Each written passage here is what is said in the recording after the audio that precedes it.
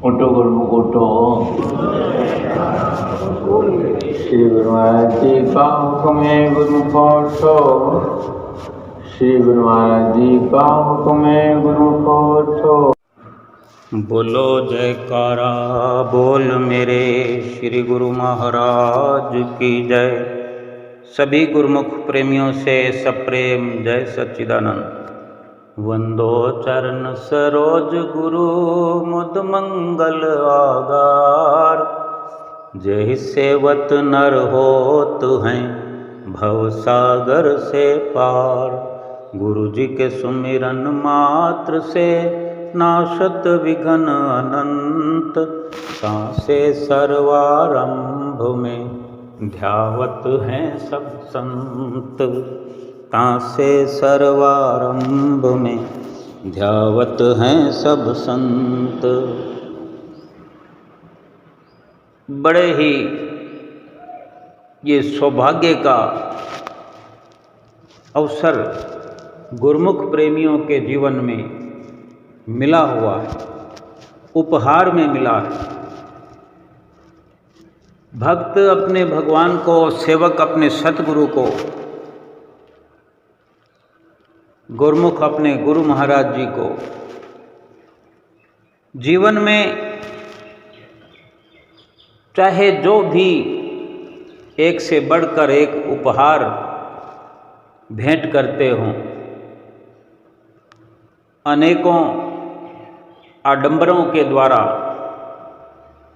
अनेकों नियमों के द्वारा, नित्य नियमों के द्वारा, भजन सुमरन के द्वारा सभी प्रकार के उपहार सेवकों के सतगुरु, भक्तों के भगवान और गुरुमुख के श्री गुरु महाराज जी स्वीकार करते हैं। कोई भी उपहार कैसा भी, कोई प्रसाद भेंटा करता है, कोई गुरु महाराज जी को भोग लगवाता है, कोई भजन सुमरन करता है, सतगुरु का ध्यान लगाते हैं। इसी प्रकार दुनिया भर में मंदिरों में, गुरुद्वारों में इंसान पहुंच करके अपने अपने श्रद्धा के अनुसार, अपनी भक्ति के अनुसार भगवान को कुछ न कुछ अर्पण करते हैं, उपहार स्वरूप, भेंट स्वरूप।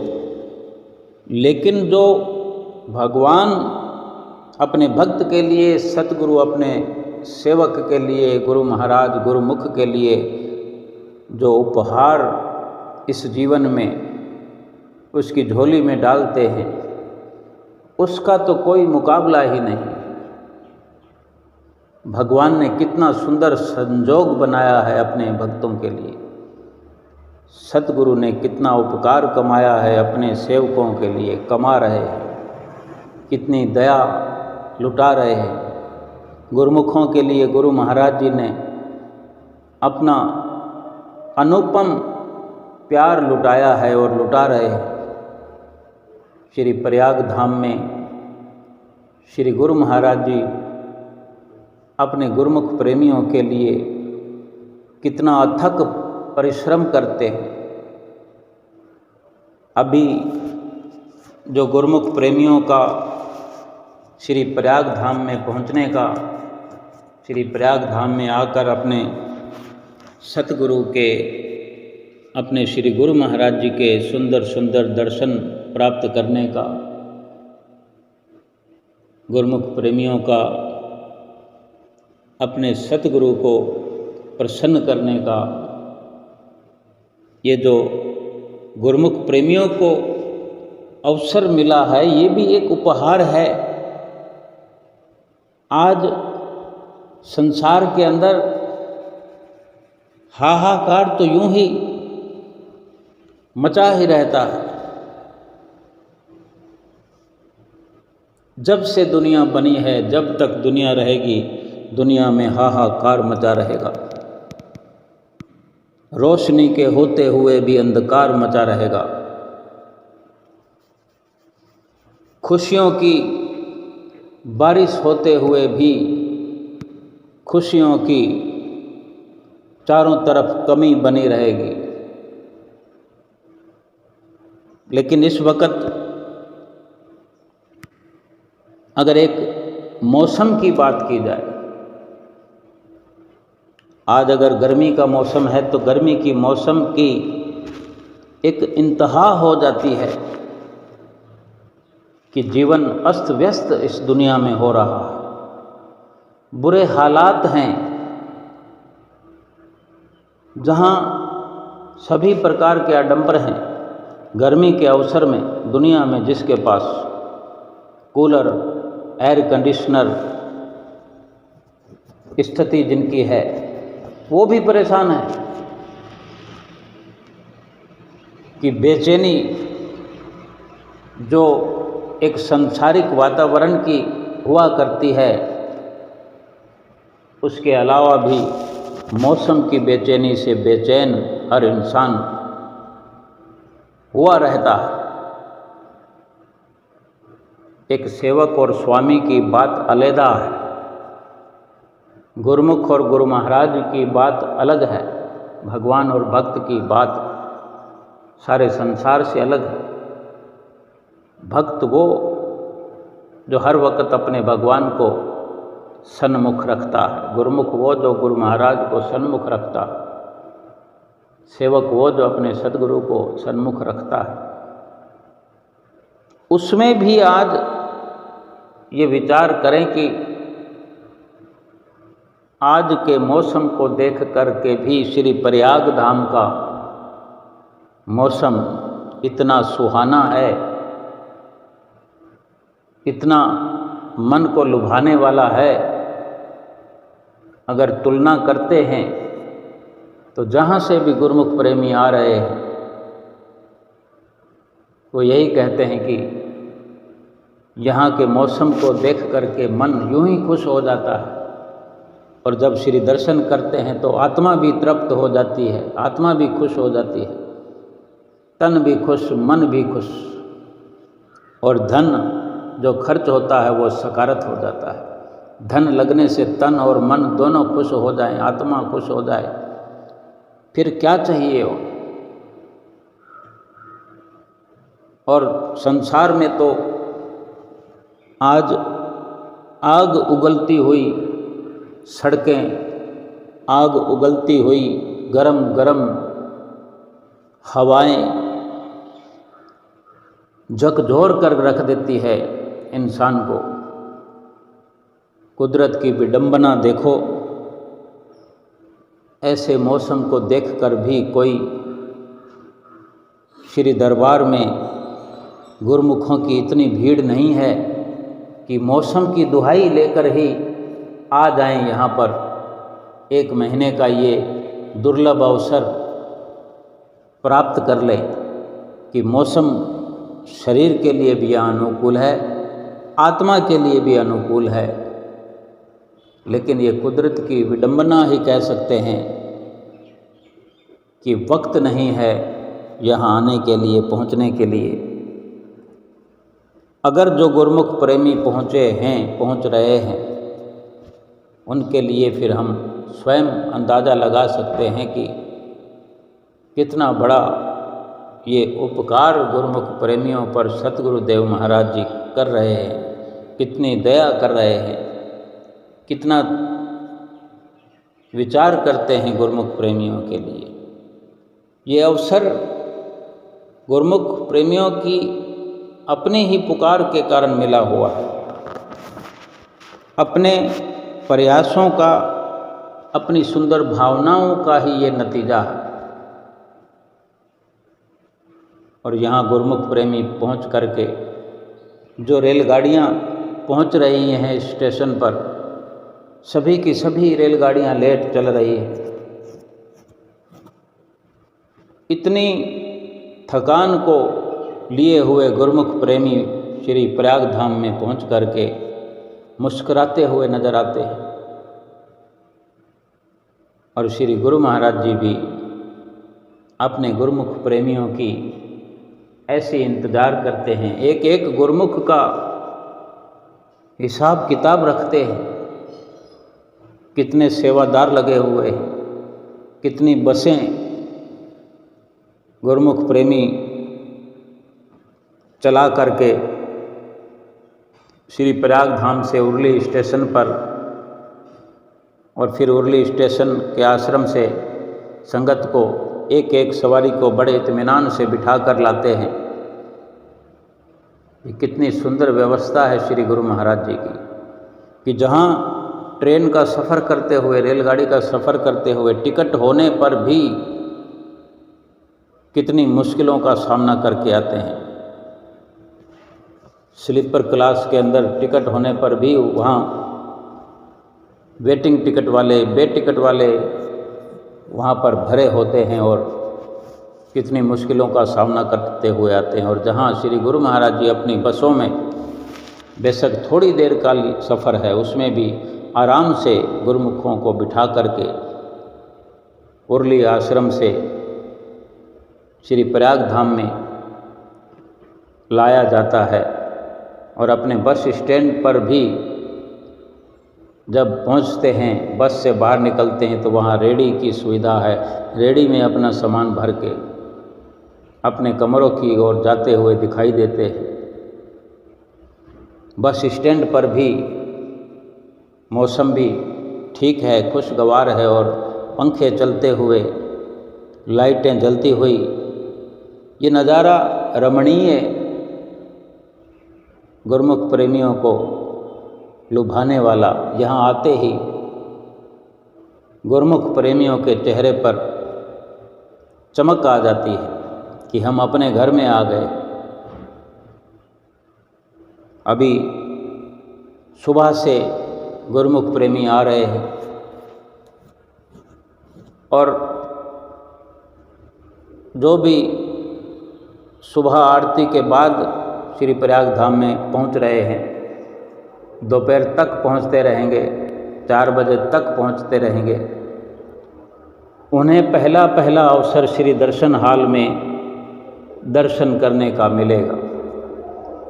और इसी प्रकार कल भी गुरुमुख प्रेमी जो श्री दर्शन हाल में दर्शन करने के लिए पहुंच रहे थे,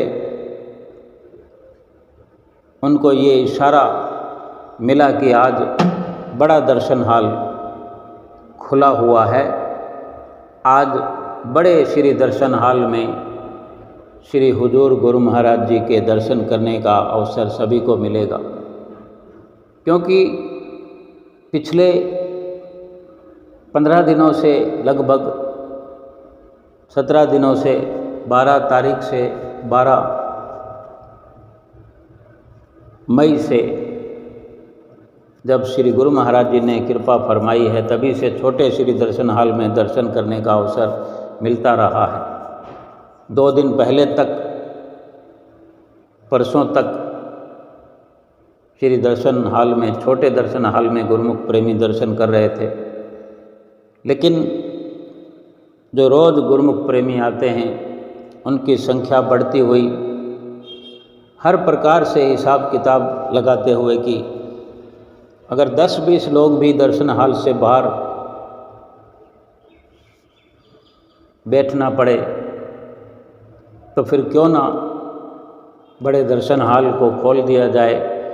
श्री गुरु महाराज जी की आज्ञा व मौज से ये अवसर कल से गुरुमुख प्रेमियों को प्राप्त हुआ। 28 मई का दिन श्री गुरु महाराज जी ने ये बड़े दर्शन हाल में एक और बड़ा उपहार गुरुमुख प्रेमियों को दिया कि गुरुमुख प्रेमी बड़े दर्शन हाल में पहुंचकर ठंडी सुखद पंखों की हवा में बैठ कर के बड़ा सुंदर अनुभव प्राप्त करते हुए गुरुमुख प्रेमी और 5 बजे के लगभग श्री दर्शन हाल के ऊंचे और सच्चे सिंहासन पर श्री गुरु महाराज जी ने कृपा फरमाई। सब गुरुमुख प्रेमियों ने आज के इस शुभ अवसर का विशेष प्रकार से दंडवत प्रणाम करने का अनुपम लाभ प्राप्त किया। पूरी दंडवत प्रणाम करने का अवसर मिला, क्योंकि खुला बड़ा दर्शन हाल में खुली जगह में बैठने का अवसर मिला हुआ था। क्योंकि बड़े दर्शन हाल के मुताबिक तो अभी आधी भी संगत नहीं है, तो गुरुमुख प्रेमी बड़े इत्मीनान से दंडवत कर रहे थे और श्री गुरु महाराज जी को मन ही मन बधाई दे रहे थे कि बड़े दर्शन हाल के खुलने के उपलक्ष्य में श्री गुरु महाराज जी को बधाई हो। कि कितना ध्यान रखते हैं कि गुरुमुख प्रेमियों को असुविधा ना हो, और साथ में कढ़ा प्रसाद भी कल बड़े दर्शन हाल खुलने के उपलक्ष्य में श्री गुरु महाराज जी की कृपा से वितरण किया गया। और ये एक प्रकार से यूँ तो सभी गुरु महाराज जी की ओर से उपहार ही उपहार गुरुमुख प्रेमियों को मिलते हैं। जो सतगुरु ने ये रचना रचाई है, ये श्री दरबार भी एक उपहार स्वरूप मिला हुआ है। श्री गुरु महाराज जी ने जो नाम बख्शा, ये भी उपहार स्वरूप है। रोज़ सत्संग सुनने का जो अवसर मिलता है, एक से बढ़कर एक वचन श्री गुरु महाराज जी ने हुक्मनामा दिया, जो कि हम उन्हीं की मुखवाणी से हुक्मनामा रोज़ सुना करते हैं। और सभी गुरुमुख प्रेमी आशीर्वाद पाकर बैठ गए, महात्मा जन माथा टेकते हुए। और फिर आदरणीय महात्मा जी ने जो सत्संग वर्णन किया इस प्रकार की, धन सुवेला घड़ी धन, धन मुहूर्त पलसार, धन सो दिन संजोगड़ा, जित डिठा गुरु दरसार। कि हम सब गुरुमुखों को जो ऐसा एक सुदुर्लभ अवसर प्राप्त हो रहा है, इसके लिए ऋषि मुनि योगी तपस्या करते हैं, बहुत मेहनत करते हैं, फिर भी ऐसे समय को वो नहीं प्राप्त कर सकते, जो कि हम सब गुरुमुख जन श्री हजूर सद्गुरुदेव महाराज जी के चरण कमलों में बैठकर पावन दर्शन दीदार, पावन आशीर्वाद जो प्राप्त कर रहे हैं, इस शुभ घड़ी की मैं सभी गुरुमुख जनों को लाखों लाख मुबारकबाद देता हूँ। ऐसा महात्मा जी ने सबसे पहले सभी संगत को संदेश दिया और फरमाया कि जो संजोग हमें मिला हुआ है, जो वेला, जो अवसर, ये हम गुरुमुख प्रेमियों के ही इतने बड़े सौभाग्य हैं, जो कि बड़े बड़े योगियों को, तपस्वियों को ऐसा अवसर नहीं प्राप्त होता। और संत सहजो भाई जी के वचन सुनाए, पहले भी अनेकों बार हम सुन चुके। कभी श्री गुरु महाराज जी अपनी मुखारविंद से वचन सुनाते हैं, महात्मा जन सुनाते हैं, हम अनेक बार पढ़ते हैं। संतों महापुरुषों की वाणियाँ क्या कहती हैं। संत सहजो भाई जी के जो वचन सुना रहे थे कि जो संत सहजो भाई जी का फरमान है कि साध संग में चांदना, सकल अंधेरा और सहजो दुर्लभ पाइए, सत्संगत में ठोर। संत सहजो भाई जी के जो वचन हैं, वो यही हैं कि जिन गुरुमुखों को संतों महापुरुषों की शरण मिल जाती है, जिनको सत्पुरुषों का सत्संग मिल जाता है, उनका जीवन रोशनी के अंदर व्यतीत होता है। क्योंकि सतगुरु के वचन एक प्रकाश है, सतगुरु का संग भी एक प्रकाश है।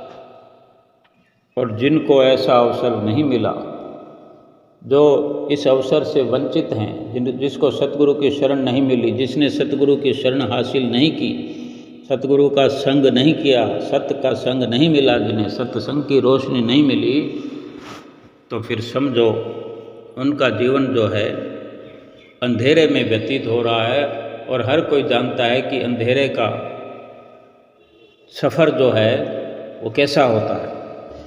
क्योंकि रोशनी का मतलब यह है कि जब जीव सत्पुरुषों की शरण संगति में आता है, शरण में आकर के सत्संग प्राप्त करता है, तो उसे ये ज्ञान प्राप्त होता है, ये समझ आती है, ये ज्ञान मिलता है कि कुदरत ने, परमात्मा ने मुझे जो ये मनुष्य जन्म दिया है वो किस लिए दिया है।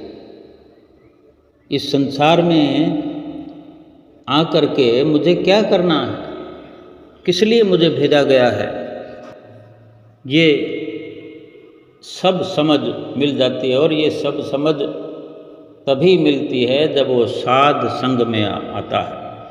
साध संग में चांदना सकल अंधेरा हो। ये साध का संग, जो संतों का संग है, यही सही मायने में प्रकाश है, चांदना है। चाहे रहो कहीं संसार में, कहीं रहो, लेकिन संग जो है वो संतों का होना चाहिए। सत्संग का जो अवसर है, संतों के संग का जो अवसर हमें मिलता रहता है और उसमें जो हमें समझ मिलती रहती है, वही एक रोशनी है। संसार में ही सभी लोग रहते हैं, जिनका सफ़र अंधेरे में कहा गया है, वो भी संसार में रहते हैं। जो साध का संग करने वाले हैं, संतों का सत्संग जिसको हासिल है, शरण हासिल है, वो भी इसी संसार में रहते हैं। लेकिन उनका जीवन रोशनी में इसीलिए है कि वो संतों का सत्संग और संतों का संग करते हैं। और ये भी सत्संग में कहा गया कि सहजो दुर्लभ पाइए सत्संगत में ठोर। क्योंकि ये जो संजोग है, ये जो अवसर है, ये प्राप्त होना बहुत मुश्किल है, दुर्लभ है। इसीलिए दुर्लभ कहा गया है। सहजो दुर्लभ पाइए सत्संगत में ठोर। सत्संग में, सत्संगत में ठिकाना मिलना, ये महापुरुषों की कृपा का फल है। परम पिता परमेश्वर की असीम असीम कृपा होती है जिस जीव पर वो सतगुरु की शरण में आता है और सतगुरु की शरण में आकर भी ऐसे अवसर को प्राप्त कर सकता है। इस संसार में सतगुरु ऐसे दाता हैं, दातार हैं, और कोई उनके बराबर कोई ऐसा दातार नहीं, कोई ऐसा दाता नहीं जो ऐसी अनमोल वस्तु बख्श सकें। ऐसा जो दुर्लभ अवसर मिला हुआ है वो उनकी संगत का, उनके सत्संग का, उनके सत्संग के, उनके वचनों के प्रकाश में रहने का जो अवसर है, कोई और इस दुनिया में नहीं दिला सकता। और ये फरमाया कि सतगुरु सा दाता नहीं, तीन लोक मंझार, जो बख्शें सतनाम धन, भक्ति अमोलक सार। सतगुरु ही संसार के अंदर नाम और भक्ति के दाता हैं, दातार हैं। और नाम भक्ति से बढ़कर कोई अनमोल वस्तु हो नहीं सकती कि स्वयं परमात्मा धुरधाम से चलकर नर रूप धारण करके आए हैं। बशर का रूप धारण करके आए हैं। गायन भी करते हैं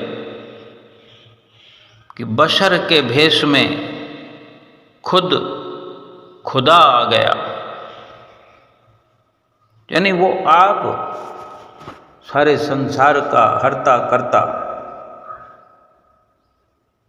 इससे बढ़कर और दाता कौन हो सकता है। और वही जो सर्व गुणों की खान है, सर्वशक्तिमान है, और वही बख्श रहे धन सतनाम है। जो नाम की बख्शिश करते हैं सतगुरु, एक तो बड़ी कृपा हम जीवों पर हुई कि खुद परमात्मा चल करके हमारे बीच में आए, मनुष्य तन धार करके हमारे लिए आए, और फिर वो अमोलक दात नाम की, जो अपना अनमोल नाम हमको बख्श दिया। नाम की कितनी बड़ी महिमा है, अनमोल है, उसको कोई नाम नहीं दिया जा सकता, कोई उसका मोल नहीं लगाया जा सकता। एक दृष्टांत सुनाया परम संत कबीर साहब जी महाराज जी का। कबीर साहब के समय की बात है, एक जिज्ञासु के मन में इच्छा हुई कि कबीर साहब महाराज जी के पास मैं भी जाता हूँ, उनसे नाम प्राप्त करता हूँ, क्योंकि उनका नाम बहुत सुना था।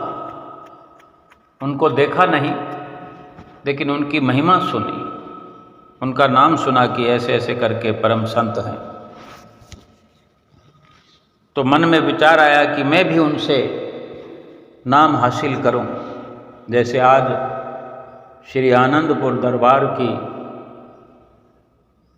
जो महिमा चारों ओर दसों दिशाओं में फैल रही है, अनेकों अनेकों गुरमुख प्रेमी ऐसी जिज्ञासा को लिए हुए चले आते हैं श्री दरबार में,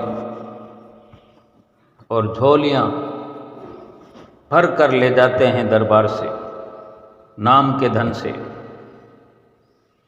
क्यों? सतगुरु जी हमारे नाम से झोलियाँ भरने के लिए इस धराधाम पर मनुष्य रूप धार करके आए हैं। ऐसे ही वो कबीर साहब महाराज जी का जो वक्त था, तो वो जिज्ञासु जो कबीर साहब महाराज जी से नाम प्राप्त करना चाहता था, वो चल पड़ा उनसे मिलने के लिए और पहुंच गया कबीर साहब महाराज जी के घर। और दरवाजे पर दस्तक देते हुए आवाज़ लगाई कि कबीर साहब महाराज जी घर पर हैं। तो अंदर से माता लोई, उनकी जो अर्धांगिनी कहें, भक्त्यानी कहें, कबीर साहब सतगुरु पहुँचे हुए थे उस वक़्त। अब सभी माता लोई के नाम से उनको संबोधित करते हैं। तो माता लोई ने कहा कि कबीर साहब जी तो नहीं है, किसी काम से बाहर गए हैं। तुम किस काम से आए हो बेटा? तो वो जिज्ञासु कहता है कि माता, मुझे कबीर साहब महाराज जी से नाम लेना है। तो माता लोई कहती है उस जिज्ञासु से कि बेटा, कबीर साहब महाराज जी तो अभी है नहीं। अगर तुम्हें नाम लेने की इच्छा है, नाम लेना चाहते हो, तो नाम तो मैं भी तुम्हें दे सकती हूँ। मुझे आज्ञा नाम देने की है कि मैं भी नाम आपको दे सकती हूँ। और उससे कहने लगी कि आप यहाँ पर बैठ जाओ और मैं अभी तुम्हें आकर के नाम दे देती हूँ। और इस प्रकार माता लोई अंदर की ओर जाकर के अंदर से एक पत्थर उठा लाई और दूसरे हाथ में एक छुरी भी थी। बड़े आराम से बैठ करके उसके पास, जिज्ञासु के पास, माता लोई उस पत्थर को नीचे रखकर उस पर छुरी को धार लगाने लगी। छुरी को पत्थर पर रगड़ने लगी। वो छुरी की धार को तेज करने में लगी हुई है और तब वो जिज्ञासु कहता है कि माता, तुम तो किसी और काम में लग गई हो। तुम तो मुझे नाम देने वाली थी, क्या तुम्हें मेरे काम का चेता नहीं रहा? क्या तुम भूल गई हो कि मुझे कहकर गई थी कि मैं अभी आकर नाम देती हूँ? क्या करने लगी हो? तब माता वो छुरी को धार लगाते लगाते ही कहती है, बेटा, ये मैं तुम्हारा ही काम कर रही हूँ। छुरी को जो तेज कर रही हूँ, ये तुम्हारा ही काम हो रहा है, इत्मीनान रखो। तो वो जिज्ञासु कहता है कि ये मेरा काम कर रही हो, मुझे तो नाम लेना है और तुम तो मुझे नाम देने के लिए ही बिठा कर गई थी। ये छुरी तेज कर रही हो, ये मेरा कौन सा काम है? तब माता कहती है, बेटा, नाम लेना है तो ये नाम लेने के लिए ही मैं इंतजाम कर रही हूँ कि ये जो छुरी तेज कर रही हूँ, ये नाम कोई तुम्हें इतने सस्ते में थोड़ी मिलेगा। ये छुरी तेज करके इसकी धार बढ़िया से लगा करके ये छुरी तुम्हारे गर्दन पर चलेगी और तुम्हारा मैं गला काट दूंगी। और गला काट करके फिर नाम जो है, गले को काट करके उस पर तोल करके तुझे नाम दूंगी। तो वो घबरा गया, उठ खड़ा हुआ, क्योंकि समझ नहीं थी। नाम के बारे में कभी जाना नहीं, कभी समझा नहीं, कभी सुना नहीं, कोई नाम की सिफत मालूम नहीं थी। उठ खड़ा हुआ और चल पड़ा और बड़बड़ाता हुआ कि वाह भाई वाह, वाह भाई वाह, मैंने तो बड़ा नाम सुना था कि यहाँ नाम मिलता है, कबीर साहब जी नाम देते हैं, उस नाम से ये हो जाता है, वो जाता है। और ये महापुरुष हैं कि ये तो गला काटते हैं फिर नाम देते हैं। कमाल हो गया। अकेले में बड़बड़ा रहा था, चल रहा था। कबीर साहब जी का जिक्र बार बार आता था कि बड़ा नाम सुना था कबीर साहब जी का, कबीर साहब जी ऐसे हैं, कबीर साहब ऐसे हैं, परम संत हैं। इस प्रकार की निंदा करते ही जा रहा था। और क्या देखता है, सामने से कबीर साहब जी आ रहे हैं और नज़दीक पहुंचने वाले हैं, लेकिन वो जानता नहीं था कि यही कबीर साहब है। कबीर साहब जी के बारे में सुना था लेकिन उनको देखा नहीं था कभी।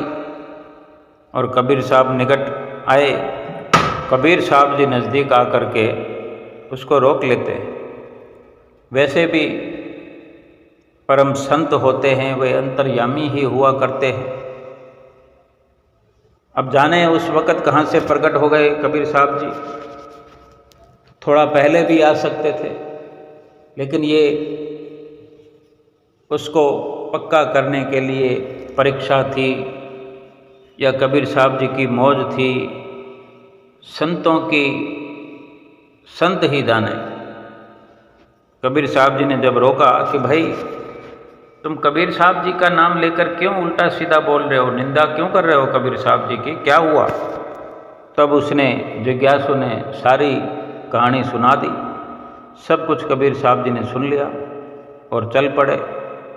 घर आए तो अपनी अर्धांगनी से, अपनी पत्नी से रूठ कर बैठ गए। तो वो कहती है,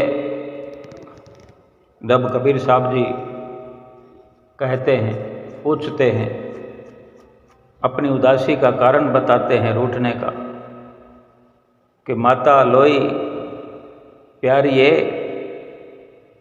तो नाम इतना सस्ता क्यों लाया?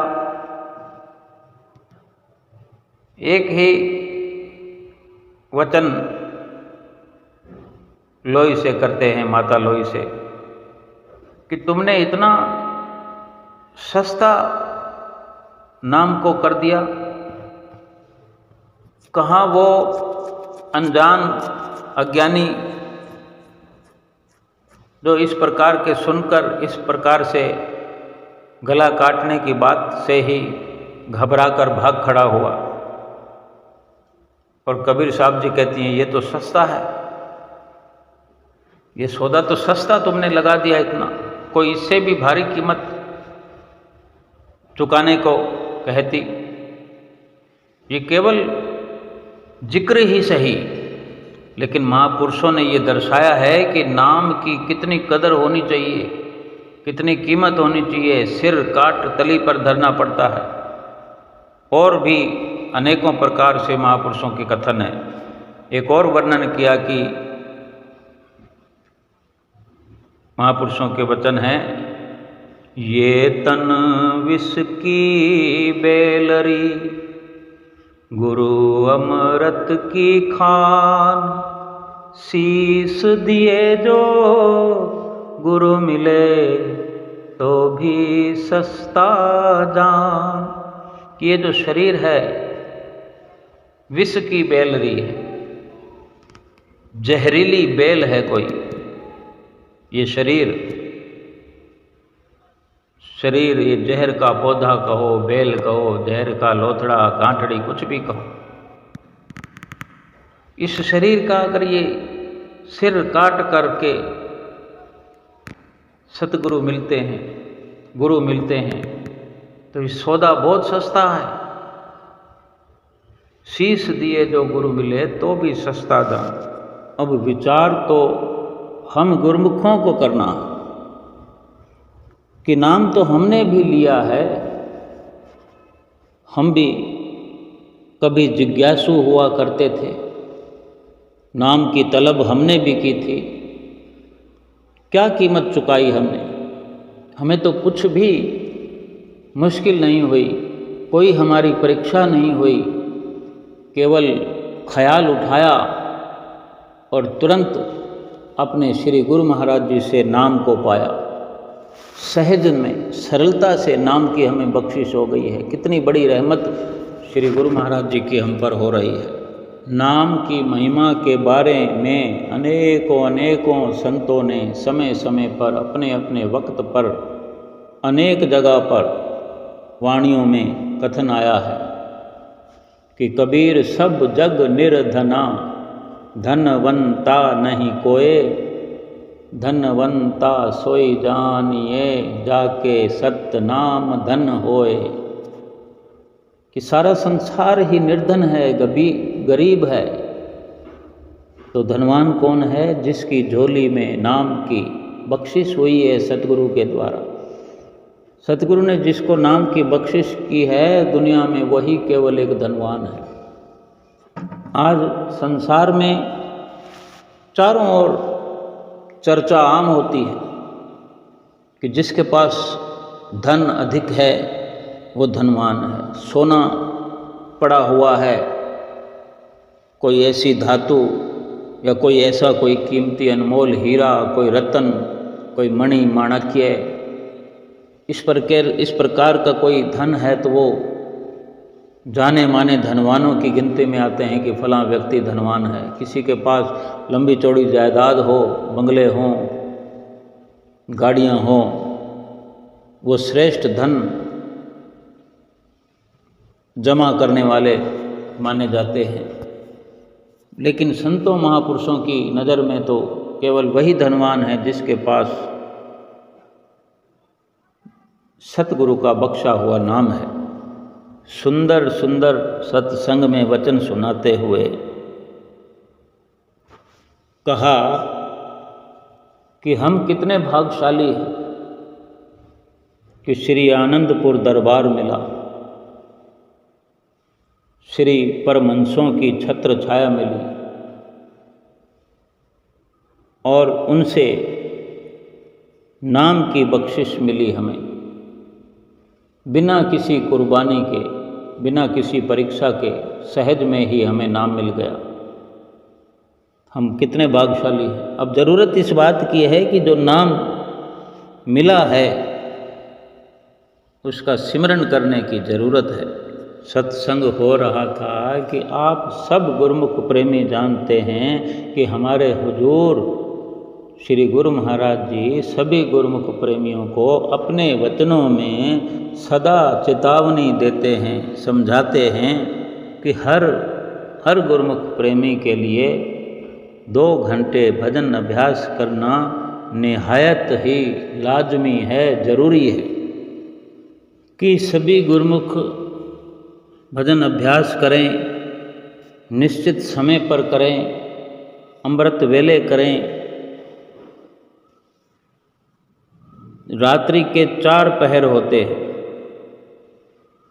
उन चारों पहर में से अंतिम पहर जो सुबह 3 से 6 बजे का होता है, उस समय में उठ करके भजन अभ्यास किया करें। ऐसे वक्त में पार ब्रह्म परमेश्वर अपने सूक्ष्म रूप में अपने आशीर्वाद और आप अपनी मेहर से, भक्ति की दौलत से सिमरन करने वाले गुरुमुख प्रेमियों को कृतार्थ करने के लिए पूरे ब्रह्मांड का चक्कर लगाते हैं। हर गुरुमुख प्रेमी के हृदय के अंदर प्रवेश करके भक्ति का दान बख्शते हैं। एक तीसरी पातशाही गुरु महाराज जी के समय की भी एक लीला सुनाई कि महात्मा जी अपने ही रहबर महात्मा जी के बारे में जिक्र कर रहे थे कि उन्होंने तीसरे पातशाही गुरु महाराज जी के समय भक्ति सागर नामक पुस्तक जो श्री दरबार की है, हमने अनेकों बार पढ़ा होगा, कुटिया पर भी सत्संग उन पुस्तकों से अक्सर सुनाए जाते हैं और हम भी दरबार में आते हैं तो आनंद संदेश कार्यालय में जा कर के अनुभव किया होगा। वो पुस्तक उन महात्मा जी ने लिखी और श्री गुरु महाराज जी को, तीसरी पातशाही जी को भेंटा की गई और उसी भक्ति सागर पुस्तक में अंत के कुछ अंतिम पन्नों में कुछ ऐसे वचन लिखे हुए थे, ऐसा सत्संग लिखा हुआ था। जब श्री गुरु महाराज जी को पेश की गई वो पुस्तक, तो अंतिम पन्नों में ये वचन लिखे हुए थे कि जो गुरुमुख जन हैं, जो भक्ति की राह पर चलने वाले हैं, उनको 6 घंटे से ज़्यादा रात को सोना नहीं चाहिए। तो ये जो पढ़ा जा रहा था तो श्री गुरु महाराज जी ने सुन कर के, तीसरी पातशाही गुरु महाराज जी ने ये वर्णन देखकर सुनकर अपने वचन फरमाए, उसमें करेक्शन कराने के लिए महात्मा जी को आदेश फरमाया जिन्होंने ये पुस्तक लिखी। श्री गुरु महाराज ने फरमाया कि ऐसे लिखो कि गुरुमुख जन के लिए 4 घंटे, सीधा सीधा जो 6 घंटे लिखा था कि 6 घंटे से ज़्यादा नहीं सोना चाहिए, इसके स्थान पर इस प्रकार लिखने को कहा कि गुरुमुख के लिए 4 घंटे या 5 घंटे या ज़्यादा से ज़्यादा 6 घंटे सोने का हुक्म है। इससे ज़्यादा सोना आलस और ऊंघ में शामिल हो जाता है और असल में यही निश्चित समय है। यूँ तो शास्त्रों के अनुसार कि अमृत वेले उठकर सभी गुरुमुख जनों को इस काम से फारिग होना चाहिए। सर्वप्रथम भजन अभ्यास का ही काम होना चाहिए, आत्मा की खुराक के लिए ही प्रयत्न करना चाहिए, प्रयास करना चाहिए। और फिर भी हमारे श्री गुरु महाराज जी दयालु हैं कि केवल हमें इतना ही वचन फरमाते हैं कि भजन अभ्यास करना जरूरी है।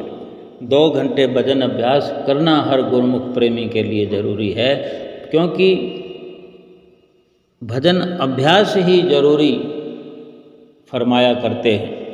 और जो गुरुमुख भजन अभ्यास नहीं करते हैं, इस पर भी एक फ़कीर का कौल, एक फ़कीर का वचन सुनाया कि वो अपने मन को आगाह करते हुए फरमाते हैं कि ए मन, बंदगी उस साईं की करता है तो कर, बंदगी उस साईं की करता है तो कर, वरना उस प्रभु की, परमात्मा का, उस साईं का दिया हुआ रिजक भी मत खा। उसकी जो व्यवस्था की गई है उससे भी खाली हो जा, अगर भजन सुमरन नहीं करता है तो। यानी भजन नहीं तो भोजन भी नहीं। एक और छोटा सा वृत्तांत सुनाया। ये एक वृत्तांत जो है दूसरी पातशाही गुरु महाराज जी के समय का और दूसरी पातशाही गुरु महाराज जी का ही सुना रहे थे कि एक बार दूसरी पातशाही गुरु महाराज जी को लाहौर से कहीं जाना था। रेलगाड़ी पर सवार होना था, लाहौर से चलकर कहीं जाना था। प्लेटफार्म पर श्री गुरु महाराज जी महात्मा जनों के साथ उपस्थित थे। अब रेलगाड़ी को अभी टाइम था या कुछ लेट थी, उसके इंतज़ार में वहीं प्लेटफार्म पर सैर करने लगे, चहलकदमी करने लगे। और इसी प्रकार चहलकदमी करते हुए बीच में रुक गए और एक महात्मा जी को बीच में ही रोक कर कहते हैं कि अपनी धोती थोड़ी सी ऊंची करो, पाँवों से थोड़ी ऊंची कर दो धोती। और उन्होंने आज्ञा मानकर धोती को ऊंचा किया तो गुरु महाराज जी ने, दूसरी पातशाही जी ने 2-4 डंडे लगा दिए। फिर फरमाया कि थोड़ी और ऊंची करो।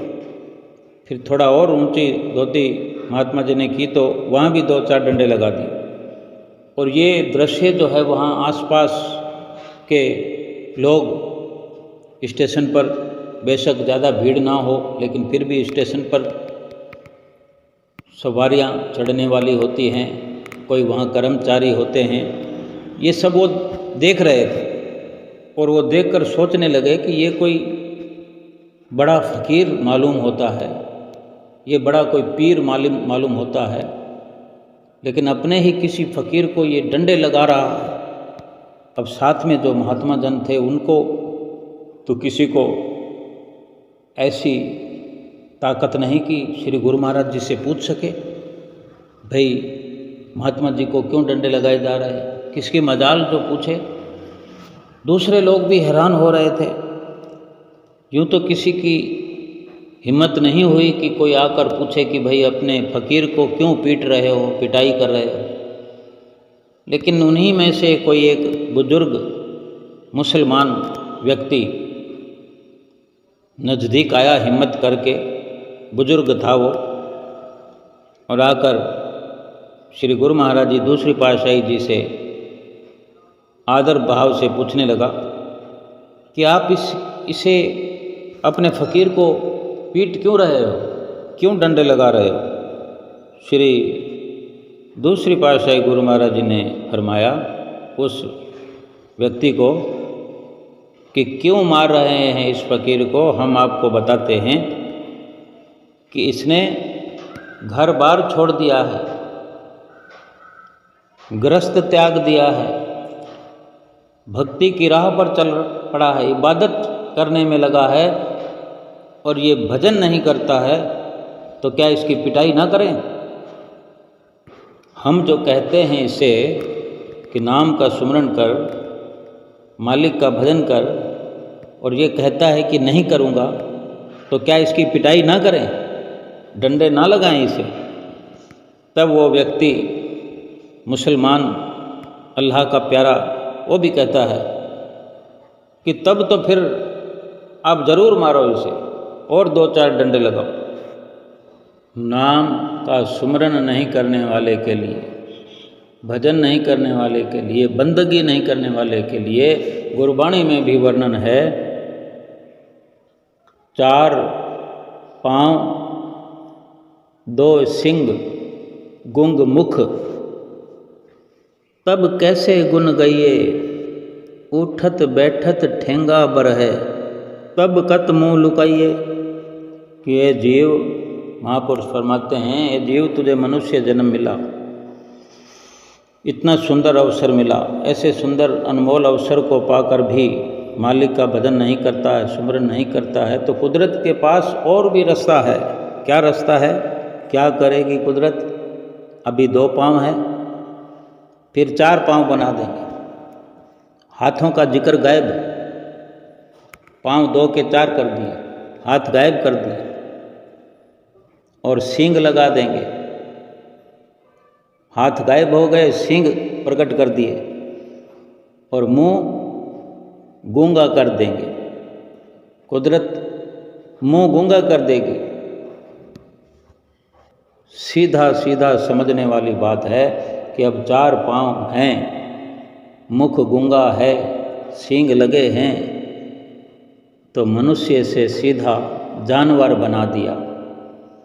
क्या ये ठीक है कि कहाँ तो अभी मनुष्य जन्म मिला हुआ है, मनुष्य बना करके भेजा है, और कहाँ फिर बंदगी के बिना, नाम सुमरन के बिना जानवर बना दिया जाएगा। कुदरत ने ये अवसर फिर दे देना है, जानवर बना के भेज देना है, और फिर क्या नाम का सुमरन हो जाएगा, भजन बंदगी हो जाएगी।